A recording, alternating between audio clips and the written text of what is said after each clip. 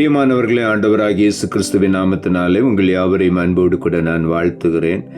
ஆண்டவர் நமக்கு கிருபையாய் கொடுத்த இந்த புதிய செப்டம்பர் மாதத்திற்காக உள்ளத்தின் ஆழத்திலிருந்து ஆண்டவருக்கு நாம் நன்றி சொல்லுவோம்.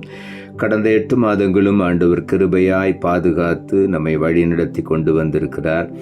இந்த 9வது மாதத்துக்குள் பிரவேசிக்க ஆண்டவர் கிருபை கொடுத்தபடியினால் உள்ளத்தின் ஆழத்திலிருந்து ஆண்டவருக்கு நாம் நன்றி சொல்லுவோம். இந்த 9வது மாதத்தின் முதல் நாளிலே இந்த மாதத்திற்குரிய வாக்குத்தத்த வசனத்தை நாம் ஆண்டவருடைய சமூகத்திலே பெற்றுக்கொள்ளுவோம். மென்மையானவரே,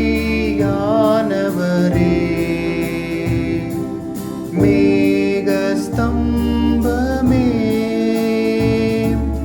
ஊற்று தண்ணீர் ஜீவநதி, ஊற்று தண்ணீர் ஜீவநதி, ஆனந்த தைலமே, ஆனந்த தைலமே,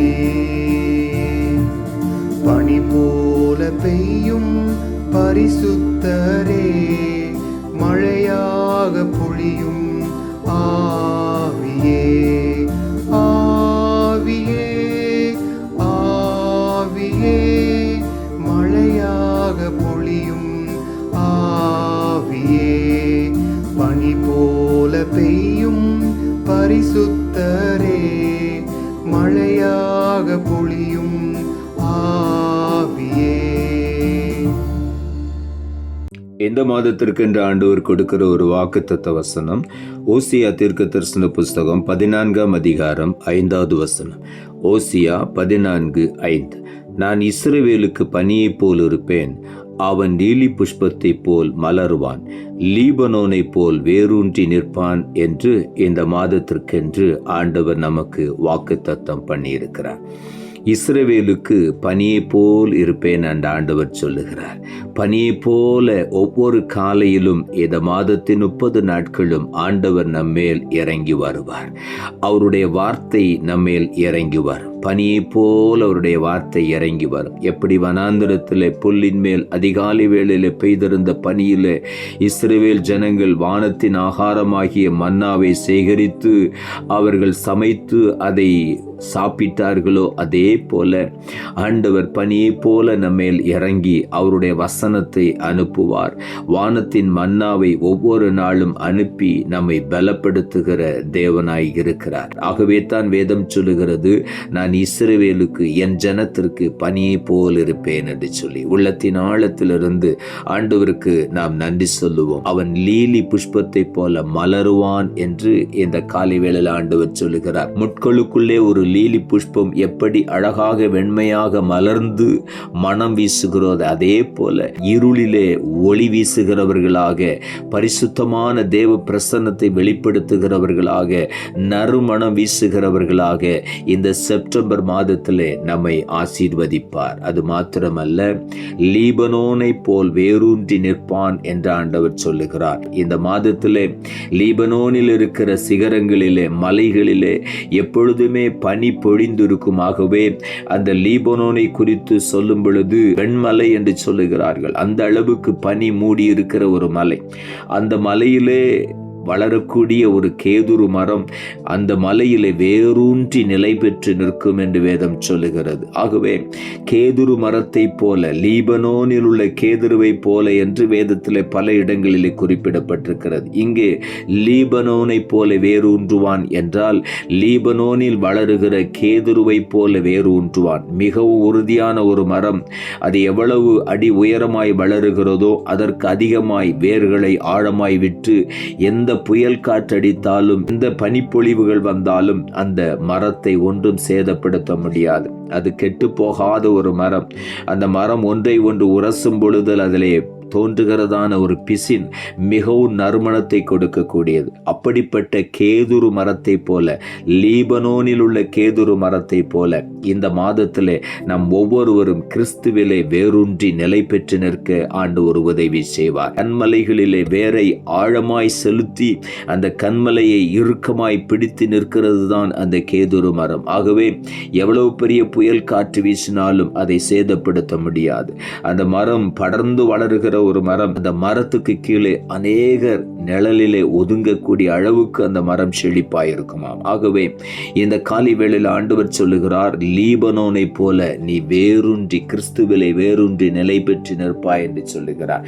உபாகமம் 32 அதிகாரம் 2 சொல்லுகிறது, மழையானது இளம் பயிரின் மேல் பொழிவது போல என் உபதேசம் பொழியும், பனித்துளிகள் புல்லின் மேல் இறங்குவது போல என் வசனம் இறங்கும் என்று சொல்லுகிறார். இந்த காலை வேளையில நான் இஸ்ரவேலுக்கு பனியை போல இருப்பேன், பனியை போல என் வசனம் அவர்கள் மேல் இறங்கும், என் ஆசீர்வாதமான வாக்குத்தத்தங்கள் அவர்கள் மேல் இந்த மாதம் 30 நாட்களும் இறங்கும் என்று ஆண்டவர் சொல்லுகிறார்.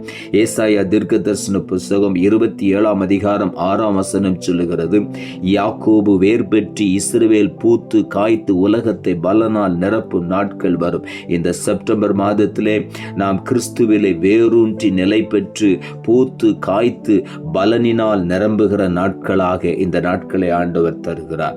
ஏசாயா தீர்க்கதரிசன புத்தகம் 35 அதிகாரம் 1-2 சொல்லுகிறது, வனாந்தரமும் வறண்ட நிலமும் மகிழ்ந்து கடுவழி கழித்து புஷ்பத்தை போல் செழிக்கும், அது மிகுதியாய் செழித்து பூரித்து ஆனந்த களிப்புடன் பாடும். லீபனோனின் மகிமையும் கர்மேல் சாரோன் என்பவைகளின் அலங்காரமும் அதற்கு அளிக்கப்படும்.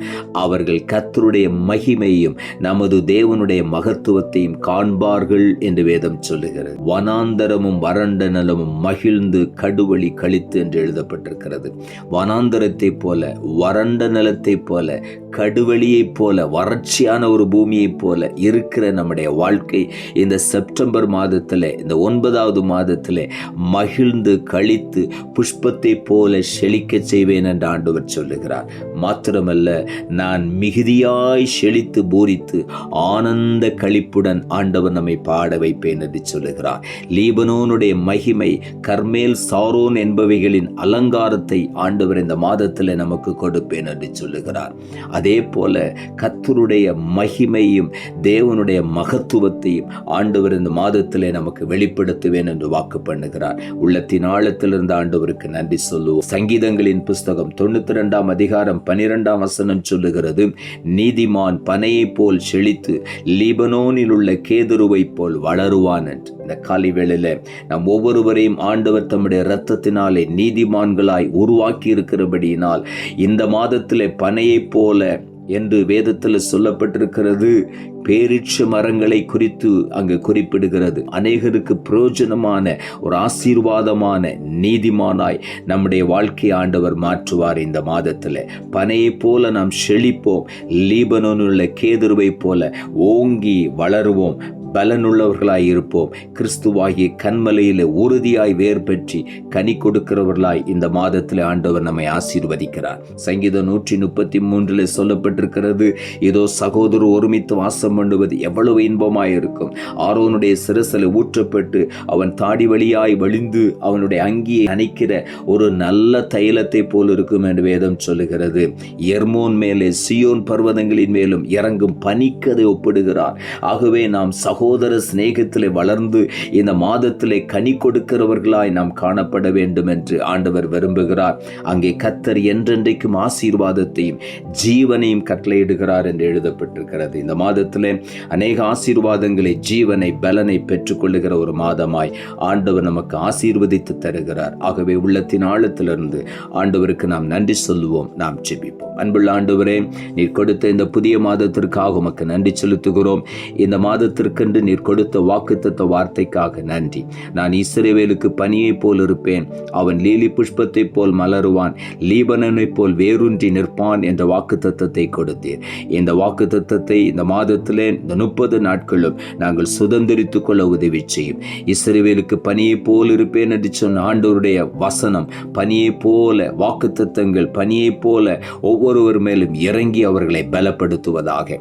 லீலி புஷ்பத்தை போல பரிசுத்த வாழ்க்கை வாழ்ந்து மலர்ந்து மனம் வீசுகிற ஒரு வாழ்க்கை வாழ ஒவ்வொருவருக்கும் உதவி செய்யும் ஆண்டவரே. இந்த மாதம் 30 நாட்களும் நாங்கள் நறுமணம் வீசுகிறவர்களாக, எப்பொழுதும் ஜபதூபத்தை ஏறெடுக்கிறவர்களாக உம்முடைய சமூகத்திலே காணப்பட உதவி செய்யும். லீபனோனை போல, லீபனோன் உள்ள கேதுருவை போல ஆழமாய் கிறிஸ்துவில் வேரூன்றி ஓங்கி வளர்ந்து அநேகருக்கு ஆசீர்வாதமாய் இருக்க நல்ல பலனை பெற்றுக்கொள்ள நீர் உதவி செய்யும். தாழ்த்துகிறோம். இரட்சகர் இயேசுவின் நாமத்தில் ஜெபிக்கிறோம் நல்ல பிதாவே.